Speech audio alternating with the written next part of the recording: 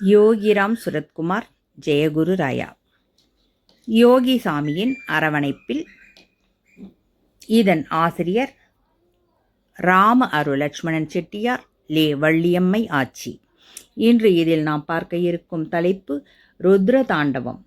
கடவுளின் திருவிளையாடல்கள் நம்மை எப்பொழுதும் மெய்சிலிர்க்க வைக்கும். கடவுளின் திருவிளையாடல்களை கண்டு களித்தாலும் தெய்வத்தின் ருத்ர தாண்டவம் நம்மை சற்றே மிரள வைக்கும். அப்படித்தான் பகவானின் கோபத்தை ஒருமுறை நேரில் கண்டும். ஸ்வாகத மண்டபம் கட்டிக்கொண்டிருந்த சமயம் அது.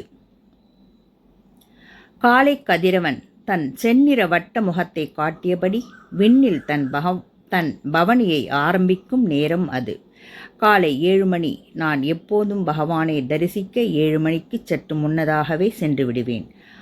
அன்றும் நான் அதேபோல் சென்றிருந்தேன். ஸ்வாகத மண்டபத்தின் எதிர்ப்புறம் வரும் பக்தர்கள் அமருவதற்காக ஒரு கொட்டகை போடப்பட்டிருந்தது. அங்கு மணி இருந்தார்.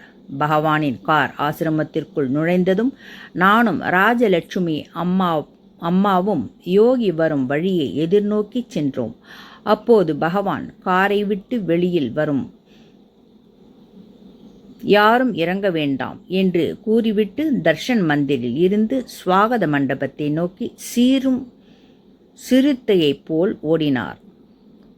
பின் ஸ்வாகத மண்டபத்திலிருந்து பின்னோக்கியபடியே தர்ஷன் மந்திருக்கு வந்தார்கள். பகவானை தரிசிக்க சென்ற நானும் ராஜலட்சுமி அம்மாளும் ஆளுக்கொரு கம்பத்தை பிடித்து கொண்டு நின்றிருந்தோம். வடக்கு தெற்காக ஓடிய பகவான் கிழக்கு மேற்காகவும் ஓடினார். ஒருவரின் கையை பிடித்து கொண்டு நடக்கும் யோகியா இப்படி பாய்ந்து ஓடுகிறார், ஏன் ஓடுகிறார் என்று நாங்கள் உற்று நோக்கிய போதுதான் எங்களுக்கு ஒன்று புலப்பட்டது. அது ஓட்டமல்ல, ருத்ர தாண்டவம் என்று.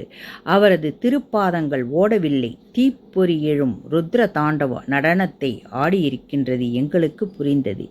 யோகியையே பார்த்து கொண்டிருந்த எங்களுக்கு தில்லை நடராஜனின் நடன காட்சிதான் தெரிந்தது. நாங்கள் பகவானின் ஓட்டத்தில் அல்ல ருத்ர தாண்டவத்தில் மெய்மறந்து நின்று கொண்டிருக்க, ட்ரஸ்டி மணி அவர்களோ பின்பக்கம் இருந்து கொண்டு யாரும் அறியாவண்ணம் பகவானை புகைப்படம் எடுக்க முயல, பகவான், மணி என்ன செய்றீங்க என்று திரும்பி பார்க்காமலே கர்ஜித்தார். யோகியின் கர்ஜனையில் அங்கிருந்த அனைவரும் வெலவெலத்து போனோம். ட்ரஸ்டி மணி ஆடிப்போய் விட்டார். அப்போது பகவானின் முகத்தை பார்த்த எனக்கு பயம் தொற்றிக்கொண்டது. சாந்தம் பொருந்திய திருமுகத்தை பார்த்த எனக்கு பகவானின் கோபமான முகத்தை பார்க்கவும் நான் திடுக்கிட்டேன். சிவந்த கண்கள் என்னை மிரள வைத்தன. பகவான் ஆசிரமத்தில் நுழையும் போது கேரளாவிலிருந்து பிரபல பத்திரிகையாளர் வருவார்.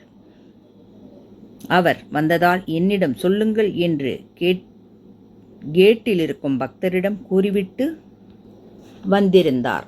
அதுபோலவே அவர் வந்ததும் சாமியிடம் தகவல் சொல்ல, ருத்ர நடனம் புரிந்து கொண்டிருந்த யோகியும் சற்றே தன்னை அமைதிப்படுத்தி கொண்டு பின் பத்திரிகையாளரை சந்தித்தார். அந்த 45 நிமிடங்கள் இன்று நினைத்தாலும் கூட சற்றே என்னை மிரள வைக்கிறது. யோகிராம் சுரத்குமார், ஜெயகுரு ராயா. பிரபஞ்ச நாயகனின் அரவணைப்பில் என்றென்றும் நாம்